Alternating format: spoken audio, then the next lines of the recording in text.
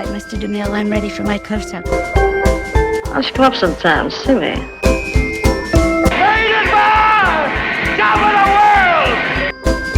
Fasten your seatbelts. It's going to be a bumpy night. The stuff that dreams are made of.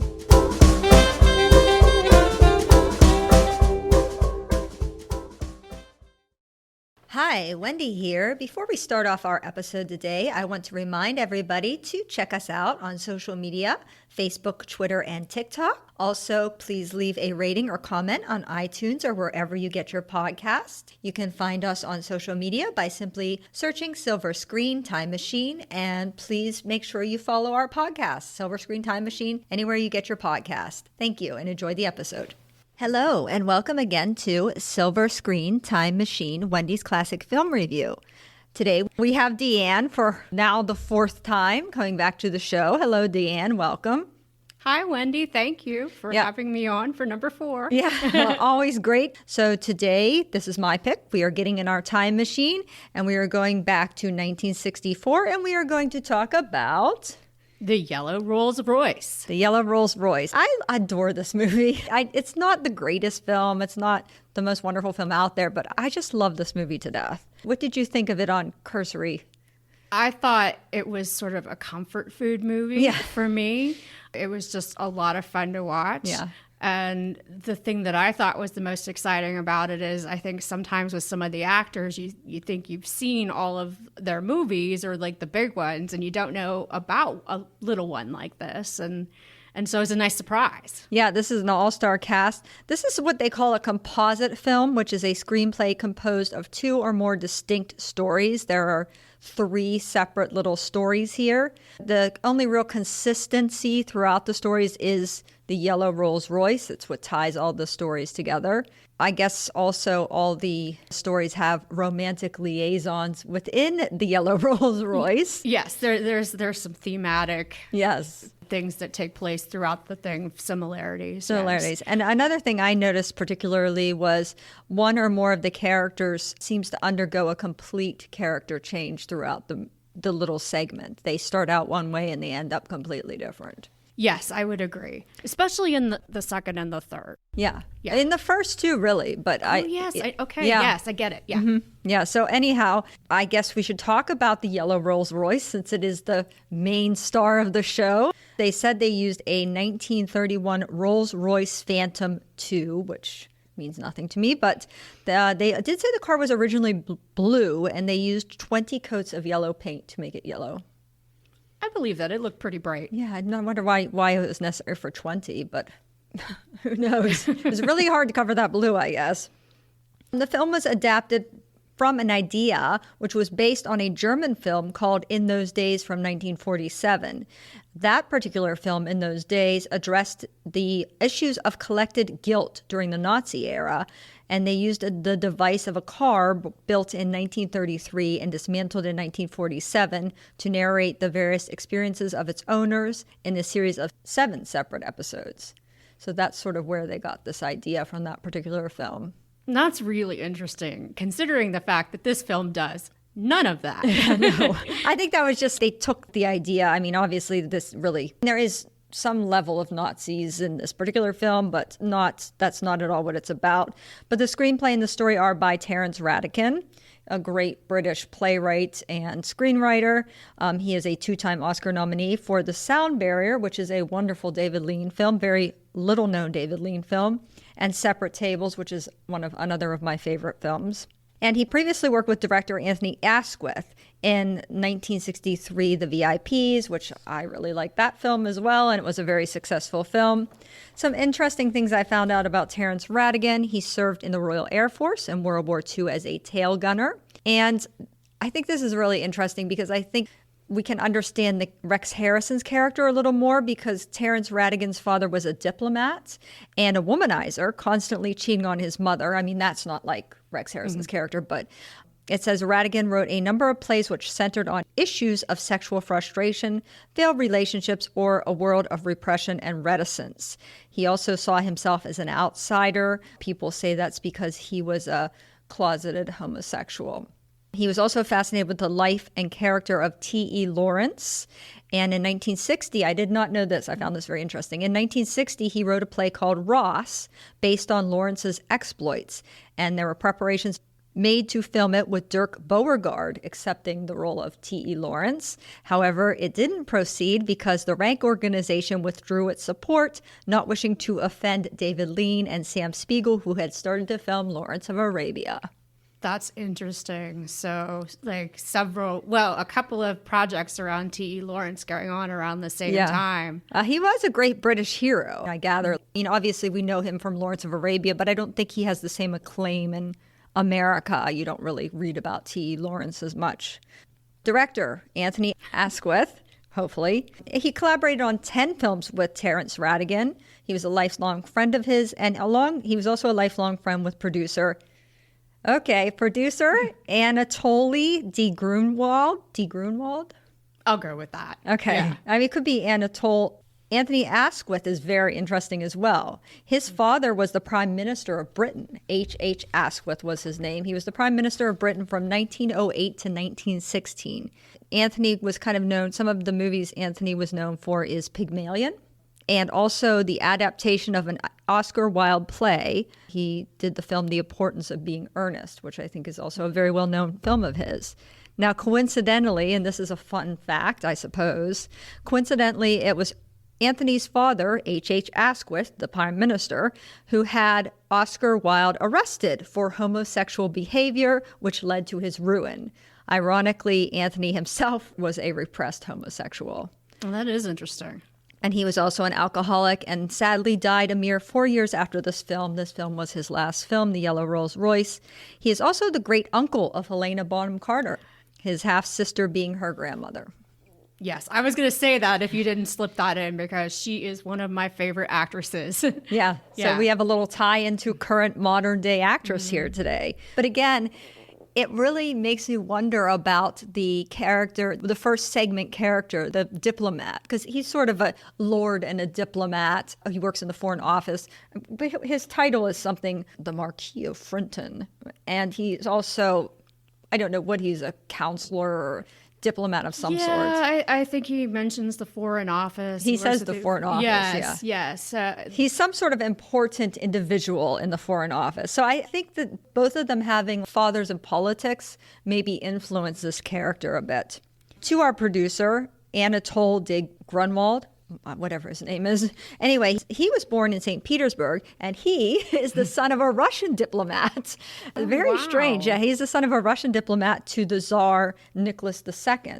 Unfortunately, they were forced to flee to France when he was 7 because of the Bolshevik Revolution. They were kind of killing off the czars and their staff. And he also worked with Asquith and Rattigan on the VIPs. You'll see as we go through the crew, everybody also worked on the VIPs. Yeah. We just say that in advance. All the people on this crew seem to also work on the VIPs, which is, if you haven't seen the VIPs, also, I highly recommend that film. Yeah, I would as well. I kind of got the impression that this was, the VIPs was very successful. Yes. So this was another shot at that Right. kind of success. The format, though, is slightly different on this with the composite stories, whereas the VIPs, it's a bunch of different stories, but they're all intermingled together in one big story. This one is definitely 3 separate stories.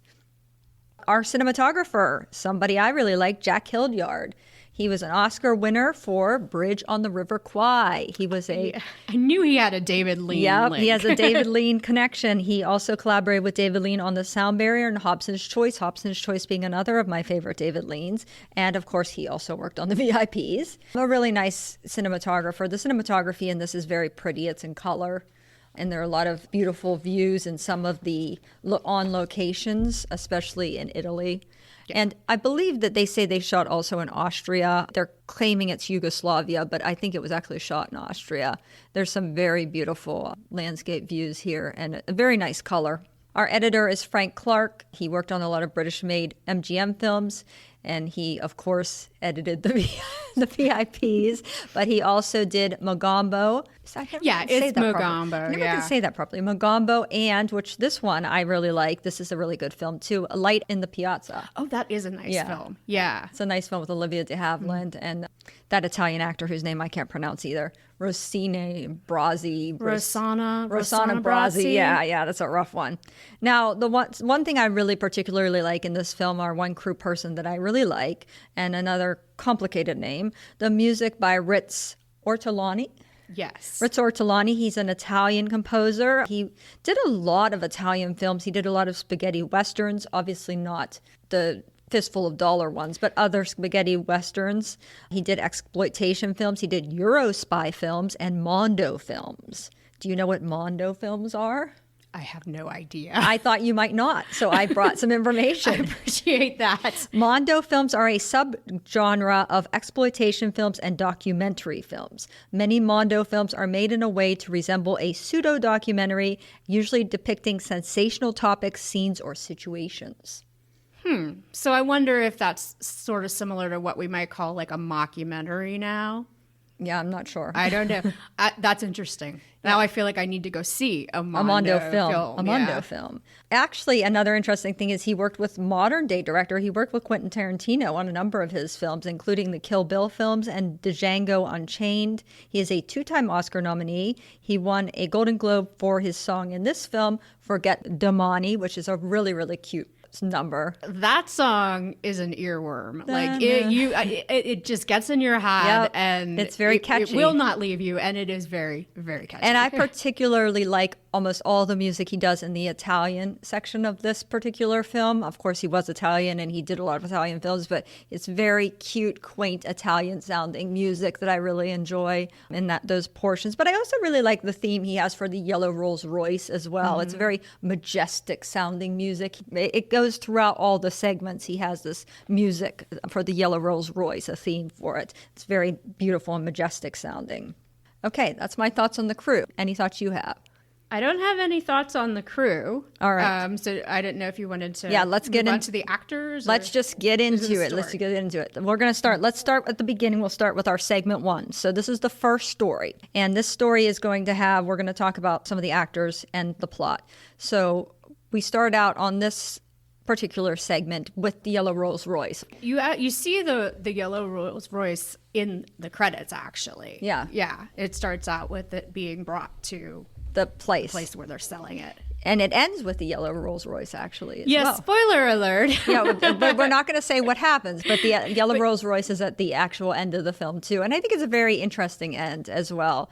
What is the next step for the Yellow Rolls Royce? I love that, too. Yeah, it's very neat. You just see that Yellow Rolls Royce going down the highway. It's on to its next adventure, whatever that might be. But we're starting off, we see Rex Harrison. He plays, as I said, the Marquis de Frinton. Charles is his name. He's looking for a car for his wife. He has forgotten her anniversary. So he's going to buy her a car as a present. How nice, huh? But I thought it was funny the way he came into the showroom and he's looking at the car, and this eager young salesperson is trying to show him this revolutionary motor, and he really wants to show him this motor. All he cares about is the shape of the decanter, and the telephone is on the wrong side, and the seat isn't the right length for her ladyship's legs. And I think you already in the very beginning get a sense of this character being kind of very shallow and frivolous, and that's how he kind of presents to you right off the bat. What did you say? Yeah, I also kind of got the sense that he was sort of unhappy with the young salesman because the young salesman was probably treating him like he would any other customer. Because then the other guy comes in and starts completely deferring to him. That's right. He even says, I believe we have her ladyship's leg measurements. Right. Like, really? Come on. But it gets you a sense of how important, supposedly, I guess he is, his character. I thought some interesting things about Rex Harrison. He's always a fun person to talk about. Did you know his name was originally Reginald Carey Harrison? No, I didn't. And this gives you a good impression of Rex Harrison. This will tell you all you need to know about Rex Harrison. When he was a young boy, he changed his name to Rex because it was Latin for the word king. There you go. Yeah, nice, confident young lad. Exactly. And I think a lot of people are aware that Carol Landis committed suicide after he ended an affair with her. That was a big scandal in his life. He's kind of known as not a very nice guy. Rex Harrison himself, not the character. He's always been kind of considered an arrogant jerk from what I've read of all the things. There's a nice example that Stanley Holloway tells about Rex Harrison. Stanley Holloway was in My Fair Lady with Rex Harrison. About one night they were doing their play, the My Fair Lady. A fan came to the stage door trying to get his autograph. She was all excited. And he came out, "So, sir, can I have your autograph?" And he told her to sod off. And then it was an old lady, apparently. It said the old lady was so enraged that she rolled up her program and struck him with it. And then Stanley Holloway, who was kind of standing behind him, he was following him out, he commented sarcastically that for the first time in theater history, the fan has hit the shit. I just thought that was... That's a great story. Yeah, I thought that was a funny story. And the thing I thought was interesting, did you know that he was blind in one eye? Because of a bout of childhood measles. It wasn't from the lady whacking. No. No, I didn't know. Not an actual injury by a fan or any disgruntled girlfriend or something. No, it said he had a childhood bout of measles and it blinded him in one eye.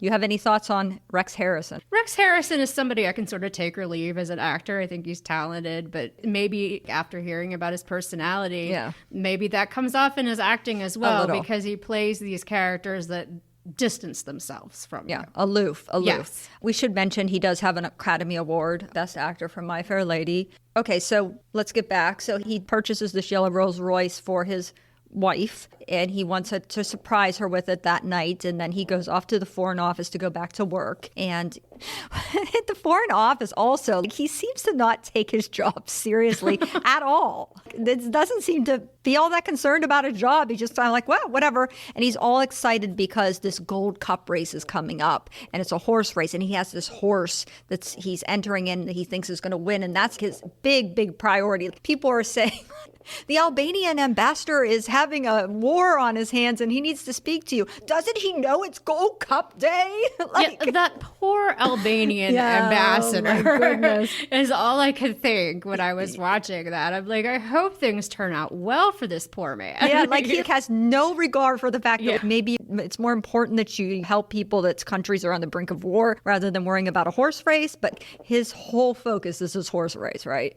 And he's named his horse, June the 10th or something? I think it's after their anniversary. Yeah, it's the date of their anniversary is Yes. the name of the horse. I think it's 10th of June or June the 10th. So he's going to go off to go to the thing, and there's some papers that he's waiting for. And this fellow comes in, one of his other assistants. His name is Fane. He is played by John Fane. He is played by Edmund Purdom. I thought Edmund Purdom was interesting. He was an English actor. He was actually thought to be the next big Hollywood heartthrob star in the 1950s. He was slated into that role, but he wound up having this very publicized affair with Tyrone Power's wife, Linda Christian, and then this starring vehicle called The Egyptian that was supposed to be his big claim to fame. It was a terrible flop at the box office, and it kind of doomed him in Hollywood. And he did, however, work extensively in Italy and Europe for the rest of his career, but he never became this great star that he was expected to become. He's a very handsome guy.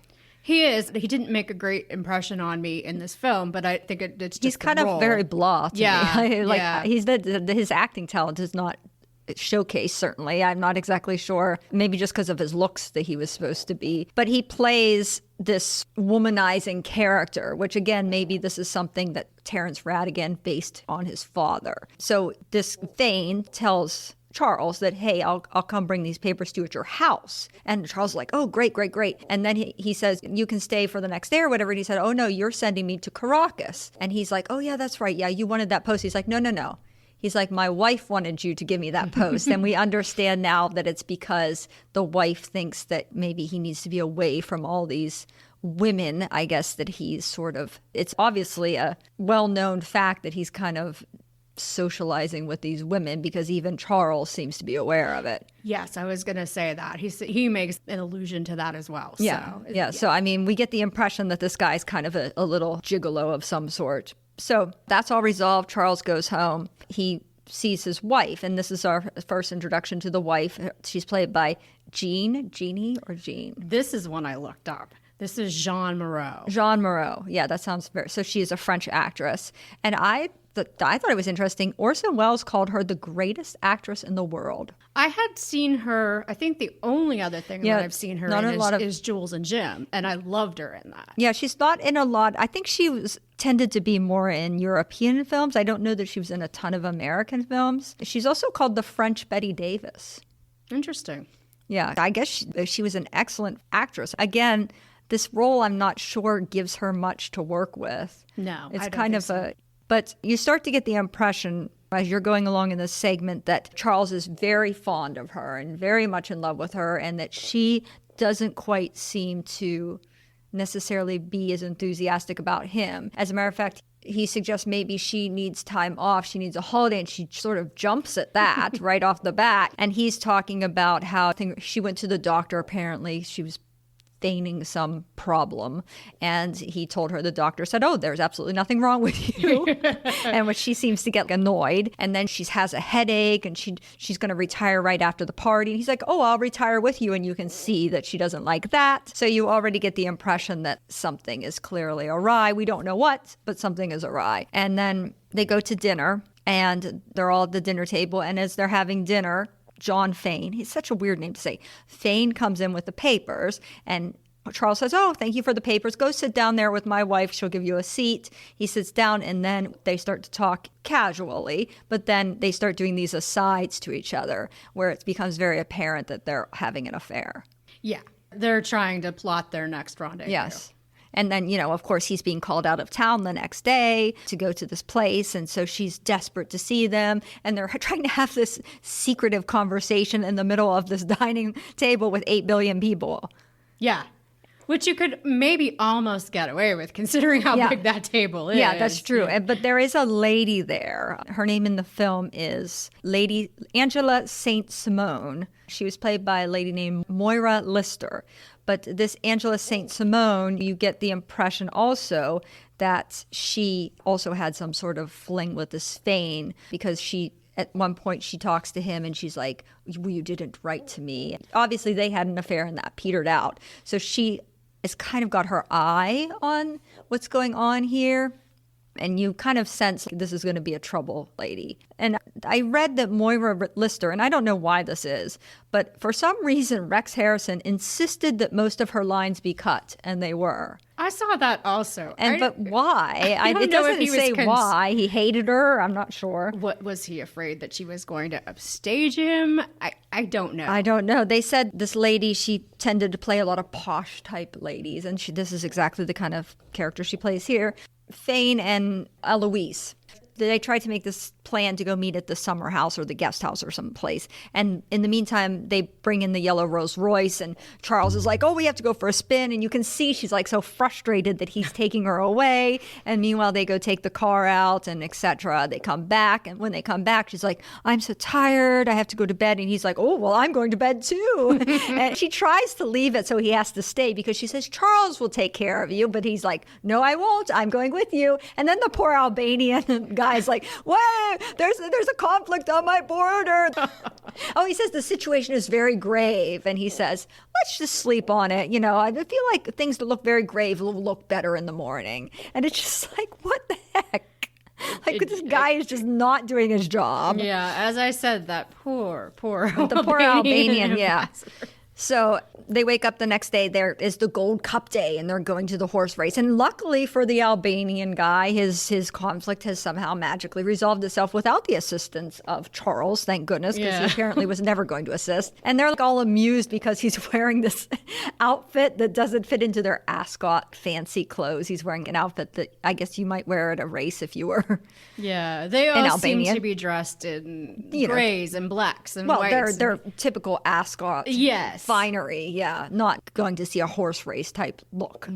But anyhow, so they go off to the horse race, and again, Charles is just so excited. He can't stop talking about his horse. This is his big moment. He's looking forward to this. He's all happy. Throughout the beginning of the section, despite the fact that he doesn't do a good job at his office, and he clearly is very frivolous and seems to not have any real depth to him, he does seem to be predominantly happy. Yes. That's what I note. That's why I will say there is a change. because he seems very satisfied with his life. But so they go to the Gold Cup race, and again, there's Fane talking to Eloise. How can we meet? How can we meet? And so eventually he says, why don't we go sneak off to the Yellow Rolls Royce? And the only time we can do that is during the Gold Cup race. And she kind of protests. He's going to expect me to be with him for the Gold Cup race. And he's going to notice if I'm gone. And he's like, well, that's the only time we can do it. So he's pretty much threatening her. Take it or leave it. He's not a very nice fellow, this Fane. No, he really isn't. I do not see the appeal. He is good looking, I suppose, but like his younger, good looking. Yeah, his personality is quite poor. So she makes some absurd excuse to Charles about why she can't sit with him at the Gold Coast, because she has to go sit with the American ambassador because he has a horse in the race. And then Charles says, but I have a horse in the race. And she said, but your horse is going to win and he doesn't have a prayer. So it would be charity to go sit with him. And he says, I thought charity began at home, which I thought was a really cute little dialogue there. But she runs off and leaves him. And as he's sort of milling about by himself, who does he run into but our friend Angela, Saint Simone? And what does she do? What does she do? She is up to no good. Yes. I just wish she would just be quiet and mind her business. And I don't know if she did this on purpose to make him miserable, or if she just was trying to put him on his guard, or maybe she really thought he knew. I'm not really sure what her motivation is. It seems like a rotten motivation, a malicious motivation to me, but I don't know. It seemed like there was something that he said that she at first misunderstood. Yeah, because she said, you look worried, Charles. Well, about the French horse. That's what he was worried about. Yes. And she was like, oh, that. Well, I didn't really, I guess you don't have to worry about that. And then, of course, he's like, well, what do you mean? What were you talking about? And she insinuates something about young men from the Foreign Office and bored housewives and the Yellow Rolls Royce in a car park and how exciting that must be. And then you just see, I think right here, you just see him become a totally different person. His expression just drops. He's so excited about the race, and then all of a sudden, he doesn't care anymore about this horse. He doesn't care about the Gold Cup. And what does he do? He goes into the car park to look for the Yellow Rolls Royce, and what does he find? As you can imagine, he finds his wife with Fane. Yeah. Yep. And so then obviously he's upset. He misses the whole Gold Cup race, which was what he was so excited about. When they give him the trophy, he's not even happy. He's devastated. And I really find this so heartbreaking, this one scene where he goes up to the horse and he pats him. He says, my boy, my boy. And then you just see his head drop, and you know he's starting to cry because they're calling him. And the next thing you see is him wiping his eyes. And it's just such a heartbreaking scene. No matter what I think of Rex Harrison as a person, the way he portrays this character is beautifully done, in my opinion. I felt the pain of the character. He had my sympathies, even before that. I found him very likable. He was likable. He was likable. And this is going to be a hard episode to do because we don't want to spoil all the endings. I know. So we won't say what winds up happening, but this is what I say: when the character undergoes a change, his life has been changed completely now because he has this knowledge that he didn't have before. I guess you could say he was blissfully ignorant before, and now he's being faced with a reality that he never wanted to face. And it's completely changed his outlook. Yes. So that's the first segment. Any other thoughts on the first segment? No, let's go on to the second one. Okay, the second segment, my favorite as far as the cinematography and the music. In this segment, I love it a lot, just for those two things. We're going to start out with, we have George C. Scott in this one. He is playing a mobster, and quite well played a mobster. He's, to me, terrifying in this role. I find him very intimidating and very chillingly terrifying. Yeah. Absolutely. Yeah, there's something about George C. Scott. He has a very frightening presence. And that is not just something perceived by me. George C. Scott was kind of a semi-dangerous person. First of all, I guess we should say he's a 4-time Oscar nominee. He won Best Oscar for Patton. You know, of course, he refused the Oscar, didn't show up. Right. He didn't show up when they said, why didn't you show up? Said he was busy watching a hockey game. Yeah. It was very important. As one does. Well, more important than the Academy Awards. Now, maybe this explains a little bit about George C. Scott's personality, but it says he joined the United States Marine Corps at age 17 in 1945, but he never saw any combat. But then for the next 4 years, he served with the Honor Guard at Arlington National Cemetery, for which he was decorated. And it said that he gained a reputation as a heavy drinker during this period, he admitting to finding the grave detail extremely depressing. He worked in a film with Ava Gardner, and so apparently when he was drunk, he was extremely frightening and abusive and scary. And people were actually literally afraid of him when he was drunk. He was a completely different person. It said he beat up Ava Gardner so badly when he was drunk that he actually broke her shoulder. They had to film some of her scenes in a body cast. That's how badly beaten she was. There's many stories about people that work with him that were afraid of him, said he was very intimidating and intense. And Carl Malden, I read that Carl Malden said during the making of Patton, they couldn't finish filming a scene because for some reason, I don't know why this happened, but George C. Scott had in this ping pong player that was like the world champion of ping pong. And he insisted on playing this guy, the world champion of ping pong. He insisted on playing ping pong with him until he could win a set. And that went on and on for an extremely long time. And they couldn't finish whatever scene they were doing in Patton. That's insane. So it's just like George C. Scott is an odd one. But this is a great role for him. And I read that he was, I think, 6'1". He looks like he's 6'8" in this film. He looks tall and just foreboding. Yeah. The thing about George C. Scott, I think, is that whatever he was in life, his acting is just unquestionably amazing. He's Yes, fantastic. Yes, I agree. He's actually my favorite Scrooge, to go on a little side story, but he's my favorite Scrooge. That is a good adaptation. Yeah, his version of Scrooge was excellent. And then they start out with a little bit of sightseeing. Well, Shirley MacLaine plays his girlfriend, his fiance, his how do they say that word? Fidanzato or whatever. Sorry, I'm not good at Italian. But she plays this girlfriend of his. Her name is May in the film. His name is Paolo Maltese. And Shirley MacLaine, of course, is still alive. We have a couple people in the segment still alive. Shirley MacLaine. Yes. She's nominated for 6 Oscars. She won the Best Actress for Terms of Endearment. And she was named, I didn't know if you know, she was named after Shirley Temple. I didn't know that. Yeah. So, and of course, we know her brother is Warren Beatty, and she plays this gangster's mole. She's referred to several times that she used to be a hat check girl. They're trying to see the sights of Italy, which very beautiful, again, very beautiful shots of Italy. And she's totally bored. Everything he's trying to show her, she's like, whatever. Yeah.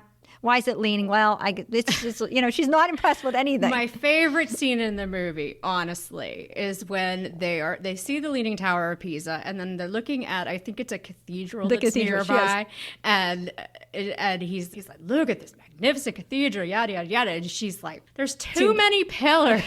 Too many pillars. I just love that. Yeah, she's totally unimpressed. She's frustrating him because he's trying to show her all these wonderful things, and he has a sidekick with him.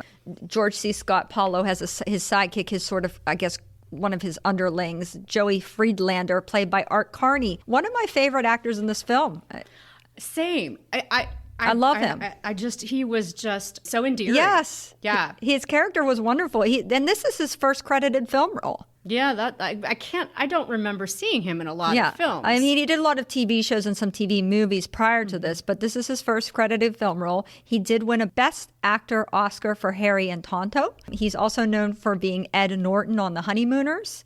He served as an infantryman and machine gun crewman for the duration of World War II. He fought in the invasion of Normandy in 1944, where he was wounded in the leg by shrapnel. Following his injury, his right leg was shorter than his left leg, and he walked with a limp for the rest of his life. I didn't know that. Art Carney. But he just a really good job in this film. I really love his character. He does the character so well. He plays him perfectly, I think. And he's sort of this henchman for Paulo, the mobster. And he's sort of coming along and has to keep dealing with May. And at first, he finds her very annoying. And George C. Scott's character, Paulo, is complaining about, this is girl. And he's kind of like, yeah, boss, What's he going to say? Yeah, he can't say anything. He's kind of caught between a rock and a hard place, so he's just saying nothing. So eventually they go to this car dealership. And George C. Scott sings that "O Sole Mio." Is that really George C. Scott singing, I'm wondering?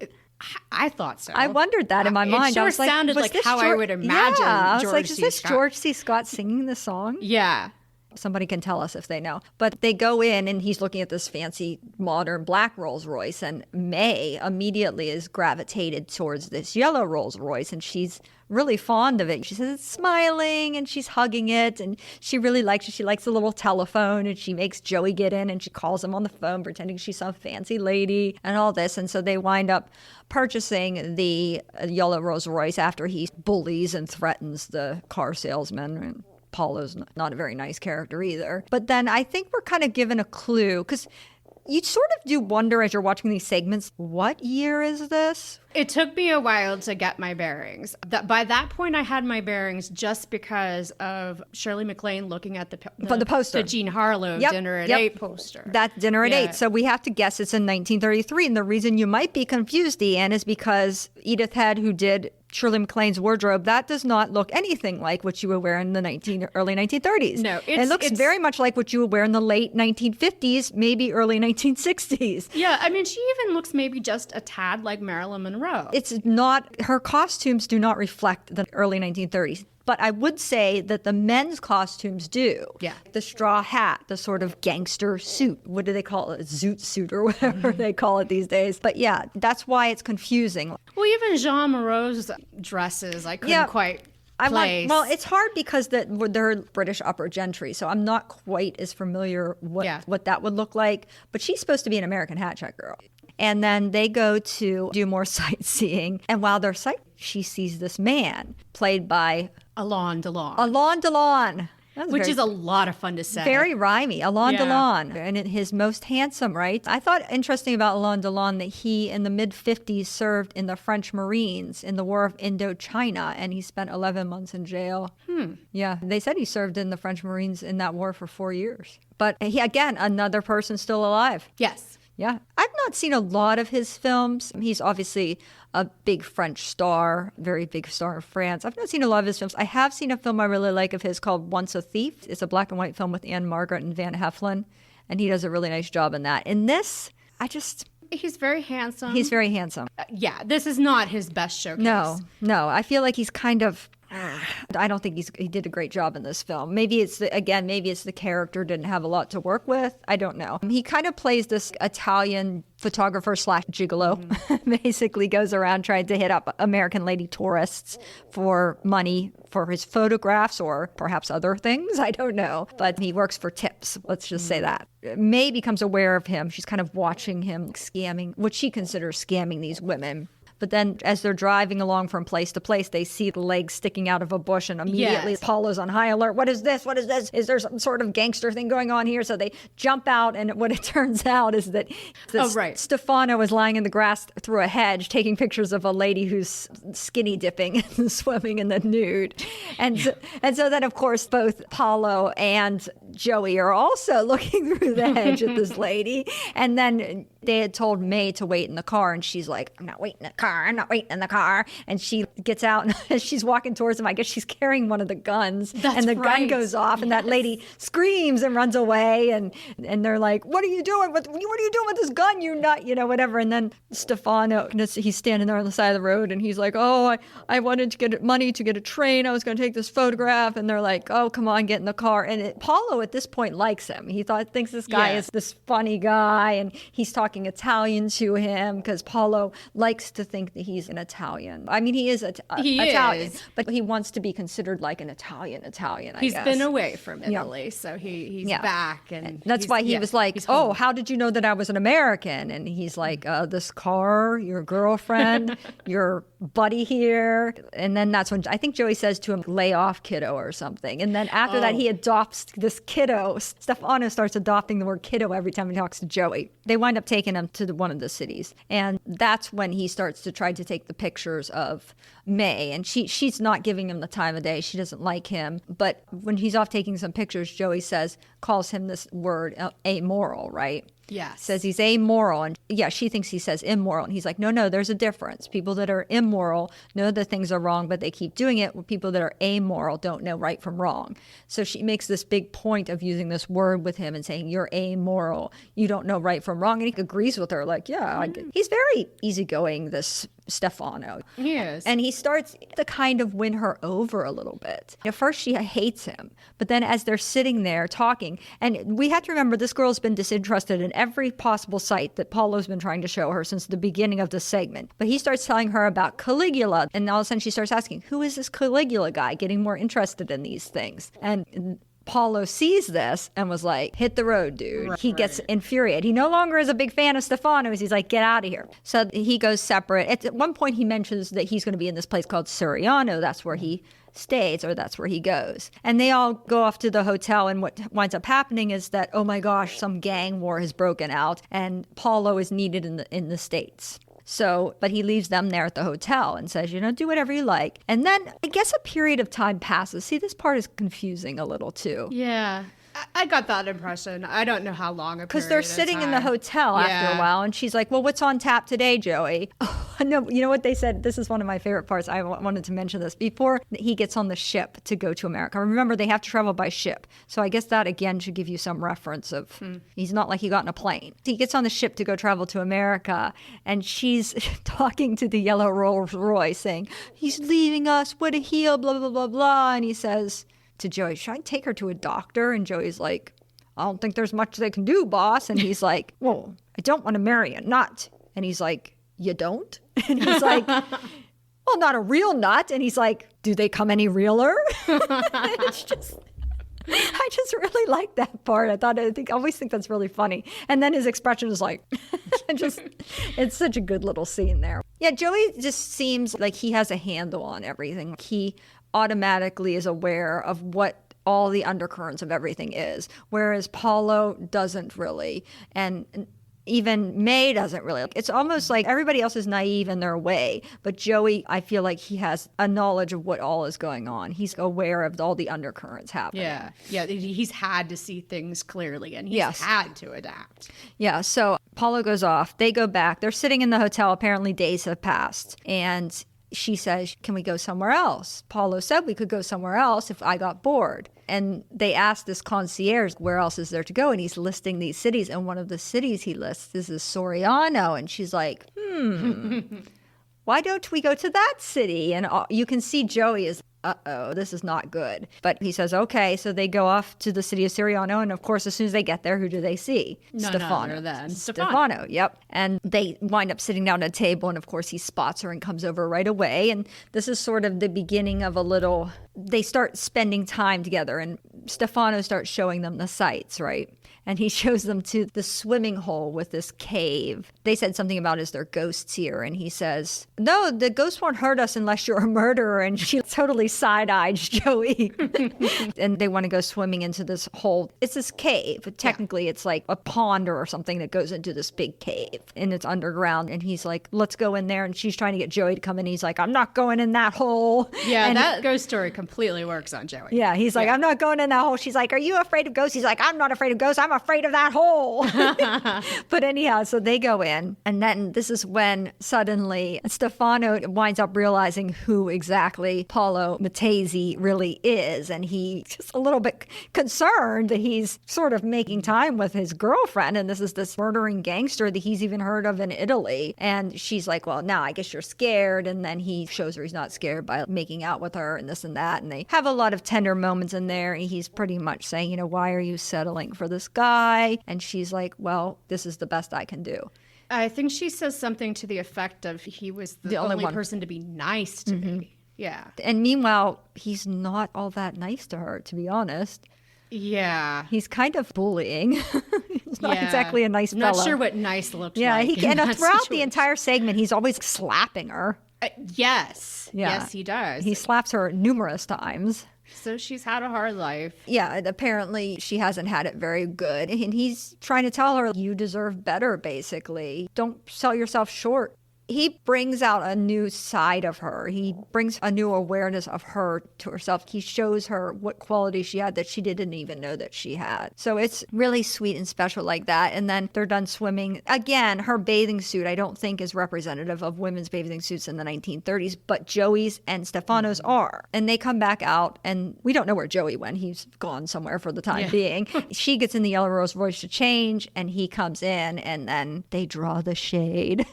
Yes.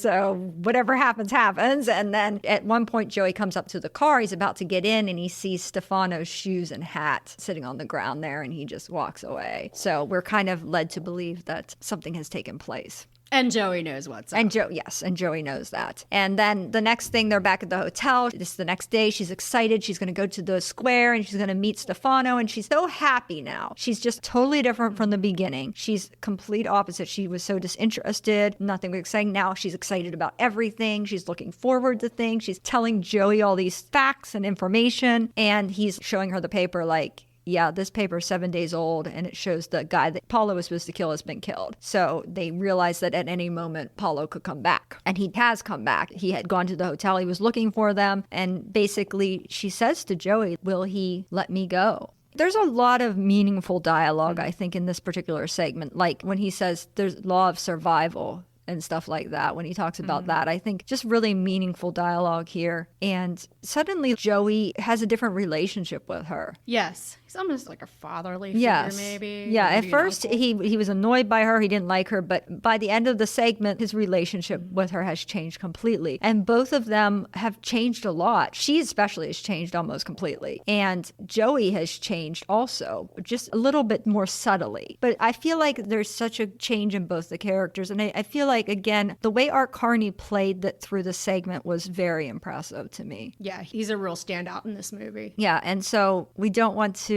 say what happens No.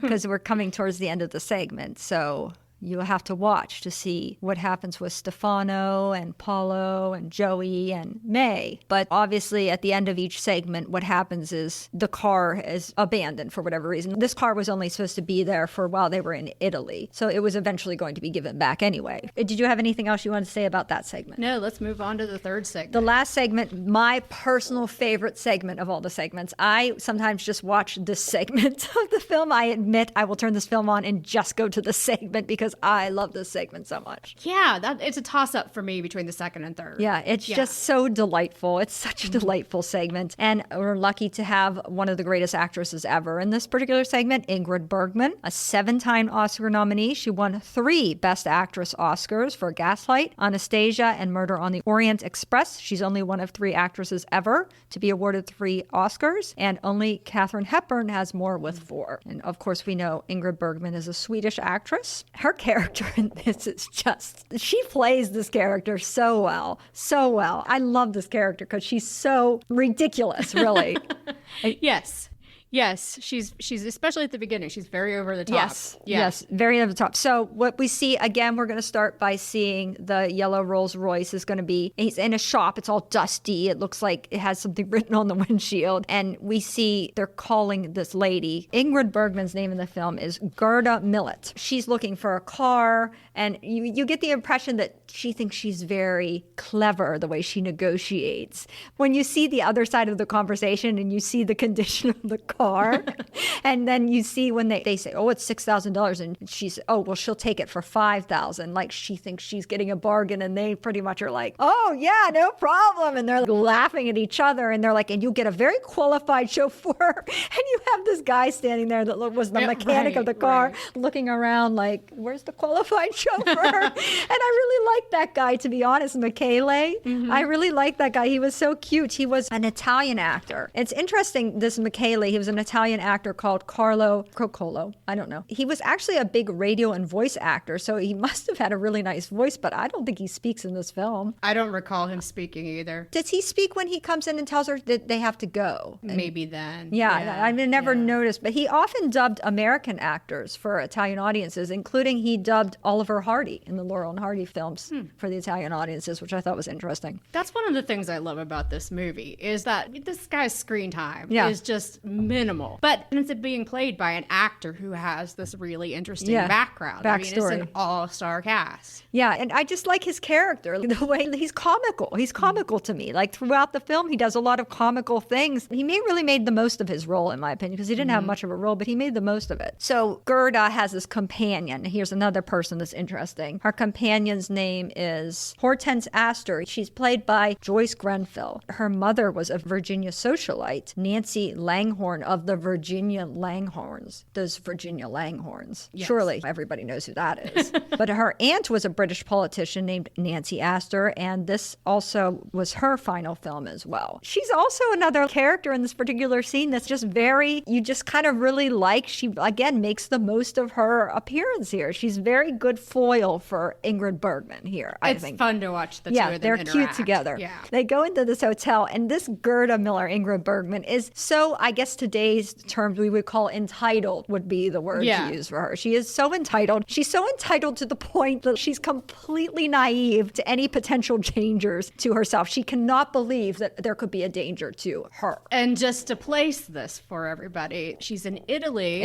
on the border of Yugoslavia, right before Hitler invading Yugoslavia. Right. Yes, right before. Yeah. So at least we have a time reference for this one as well. And possibly I do think the clothes are a little bit more properly representative of the time frame. But she also has this little dog that she carries around with her, this little Pekingese that goes throughout the film. It's constantly in her scenes. And the dog was called Mandy. The animal trainer, his name was John Holmes, and that was his actual dog, Mandy, that played the Pekingese, in case you wanted to know. It's a sweet little dog. Yeah, it's really cute. And half the time it looks like it's literally a toy. It doesn't even move.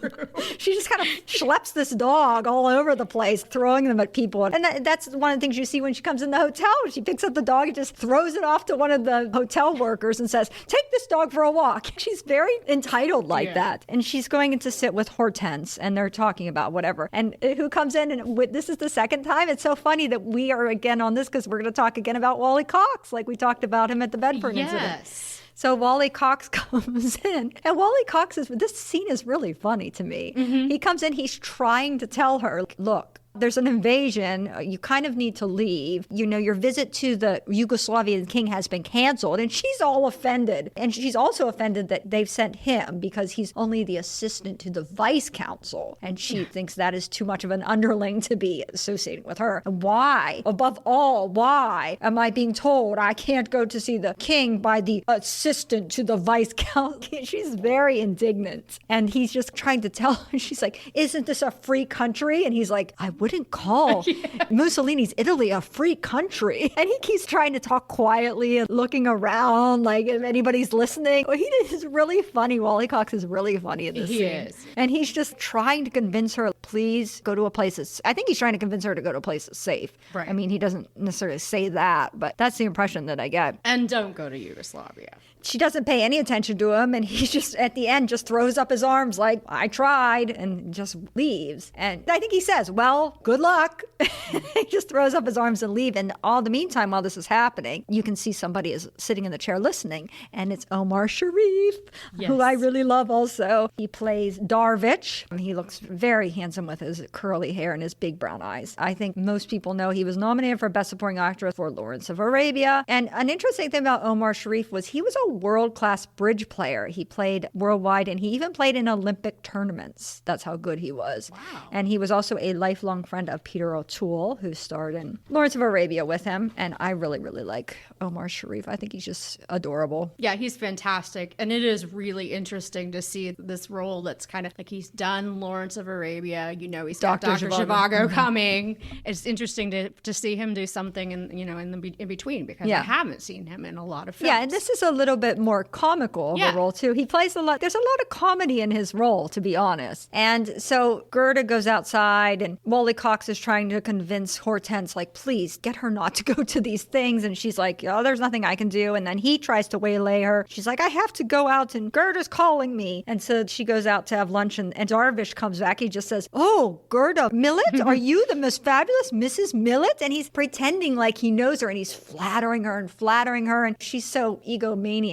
that she's just eating up this flattery, and he's acting like she should know who he is, and she's too much of an egomaniac to say she doesn't know who he is. So she carries carries on like she does know who he is. And he winds up convincing her, oh, you're going to Yugoslavia. You are in a position to do my country a service by taking me with you in your car. And of course she's sure. Yes, kind of interesting that she's just so go ahead. Again, like I said, about that. Well, she's just very naive and unaware of dangers. Or she just doesn't believe that anything dangerous could happen to her. So she convinces Hortense to stay here. And she lets Darvish get in the car and ride with her over the border to Yugoslavia. But as they're driving to Yugoslavia, she says so many funny things about how she donates money to the people that are against the communists or whatever. Yeah. And he says in the same time, like, oh, it's good that you have so much money to donate and all this stuff. Like, it's just very humorous. And then at one point he throws his passport out the window and she's like, what are you doing? She's freaking out. And he gets out of the car. He gets everybody out of the car and he says, I'm going to go in the trunk. You put the luggage up here. And she's like, what are you doing this for? And he said, this is what you have to do. This is how I have to get into my country. And she's like, well, what am I supposed to do? And he's like, oh, just drop a few names. And she's made quite clear, I think, on numerous occasions that she hates President Roosevelt. Oh, yes. And he says, tell them you're a great friend of President Roosevelt. So they come up to the border. He's in the trunk and she's giving her passport and so forth to the customs officials. And they seem to be impressed with her. She must be a person in high standing. They don't ever really explain who she is. No. But she has some sort of diplomatic and she's something. A widow too. So I she has some high standing. Also, I'm not really sure what she is. But they're talking to her about what a great man President Roosevelt is. And she's like so angry about it. And meanwhile, the dog starts scratching in the trunk and they're like, oh, we better open the trunk. And she's like, don't you dare open that trunk. I will report you to the authorities, to my friend the king, and also to my great friend President Roosevelt. And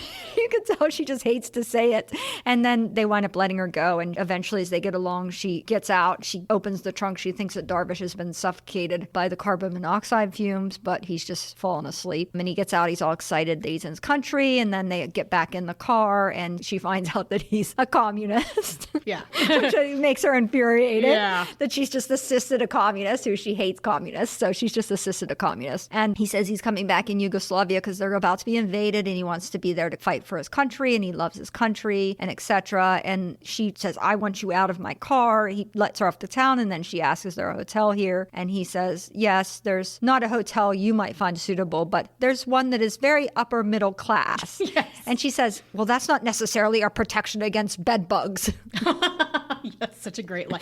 That's my second favorite line. I mean, honestly, that is so comical. This particular segment is very funny. There's many laugh out loud moments. And so she goes to this hotel. She's carrying on. The waiter comes. She's ordering her food. As she's ordering her food, there's this huge explosion because the invasion is starting. And the waiter's terrified. He hides under the table. And she's like, what are you doing down there? Get up here. I want my food. And he tells everybody, get out. Everybody go to the cellar. And everybody runs away. And she's like, don't I get any dinner? Where's my martini? And she's just sitting there by herself in the restaurant. So she starts helping herself to these hors d'oeuvres or something that's sitting on the thing and making her own martini, giving Duchess some things. And meanwhile, there's this bomb and the window shatters and she's thrown to the ground and she just gets back up and sits down and starts eating. And she's like, what are you doing? And I think that's the point where Michele comes in and he might say something then, like, we have to go. Yes. And she just, I haven't had my dinner. And then Darvish shows up and says, Mrs. Millett, you must get out of here. And she's like, I'm eating my dinner. And he's like, look, the city is burning. And she's like, I haven't finished yet. And he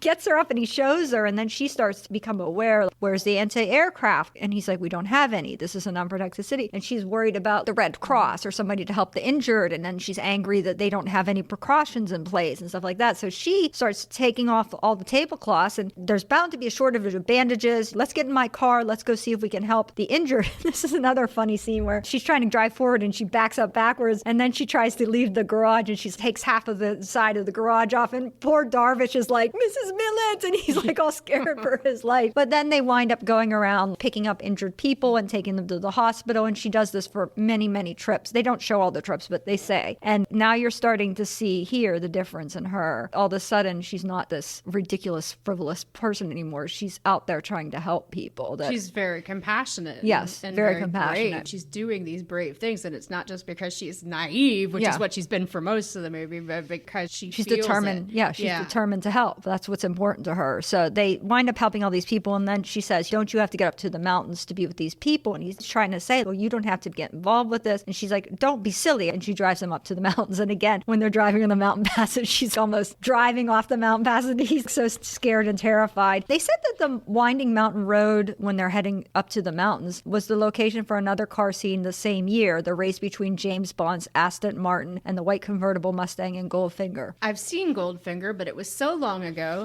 that I can't comment on that. I'm going to have to watch it again. And That's what they said. It's the same road they used. So they get to this camp, and there's a group of people that are sort of amassed together, and he greets them, whatever. And they're all these rebel fighters. I guess they're the communist people, but now they want to fight the Germans. And first of all, she gives the leader her dog. Please take the dog out for a walk. Like, she just never loses that sort of everybody's job is to take care of my dog attitude. But she gets some other clothes where she looks much more common. She's wearing pants and kerchief and like a leather jacket or something. And they give her these sort of bread and cheese meal, and he's apologizing for the meal. And she says, perfectly adequate, perfectly nourishing. And she asks if she can drink from the well. So all of a sudden, again, a real change in her character. And he says, we'll get you home. And she says, well, what about the rest of your people? Well, you need to go get the rest of your troops. She said, how many people do you have? He said, oh, about 200. She said, well, you have 57 here. And he said, how did you know that? And she said, well, I counted them, which I thought was funny too. And then she tells him, I'm going to take the car and we're going to go gather all your men until you have enough men here. And I don't know how he felt. I think at the beginning he was just using her as an opportunity to get where he wanted to go. But you can see that he's developing a real respect for her and a liking for her because of everything she's doing and the way she's changing. And they go to bed, and she's going to sleep in the Yellow Rolls Royce, and he sort of starts kissing her. And then you don't see anything further, but again, you get the impression that something has happened in the Yellow Rolls Royce again. And then the next morning they get up and they go and get more of the people. They have this whole segment where they keep going in the Yellow Rolls Royce and getting people, and a lot of funny occurrences happen there too. Like people are getting thrown off the car because she's driving like a maniac and all these things happen. But I think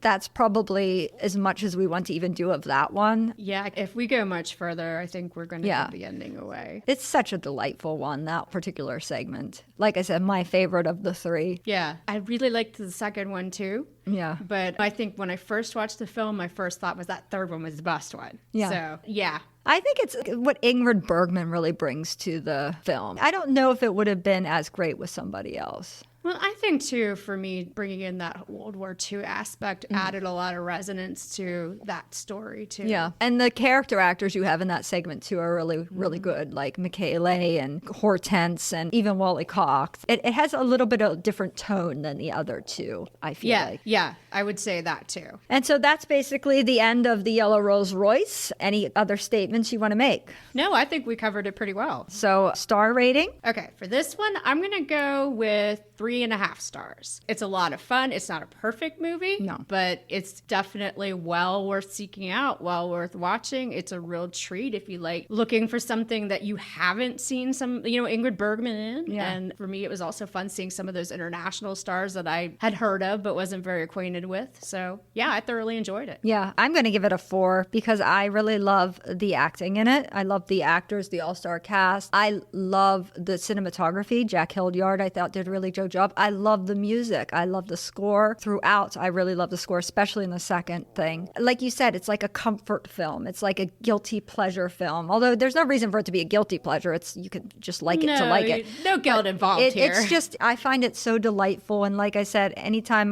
maybe I'm feeling not great or something and I just want something pleasant to watch, I will always watch the third segment of the Yellow Rolls Royce because I just love it so very much. And again, I wouldn't call it a critically acclaimed film. I wouldn't call it cutting edge in any way. It's just fun. She does a lot of character development. I really like it. It's one of my favorites. Yeah, and I feel like it's a kind of movie that doesn't really get made much anymore, if at all. It's a very interesting premise, the movie, the 3 stories. Yes. It's a very interesting premise. And again, I'm not surprised it's done by all the same people that did the VIPs because I also really adore the VIPs. So yeah, that same very light touch. And it's just a lot of fun. Yeah. So I think that's all the time we have for today. I want to thank you, Deann, again for being our guest for the 4th time. Thanks again, Wendy. Yeah, maybe we'll see you again in the future. Well, we won't see you, but we'll hear you in the future. I'd be happy to come back for number 5. Yeah. Well, we'll definitely check it out. Maybe one of these days you can pick another movie instead of doing all my movies. I'd be happy to. All right. That's all the time we have for today. So for Silver Screen Time Machine, Wendy's Classic Film Review, this is Wendy saying goodbye. Thank you for listening to our podcast today. Please don't forget to follow us on Facebook, Twitter, and TikTok. And please leave us a comment or a review on iTunes, Spotify, or wherever you get your podcast. Intro and outro music composed by Heidi Engel. Artwork by Tyler Birch. Produced and edited by Wendy Whittick. Recorded at PCTV Studios, Pittsburgh, PA. See you next time.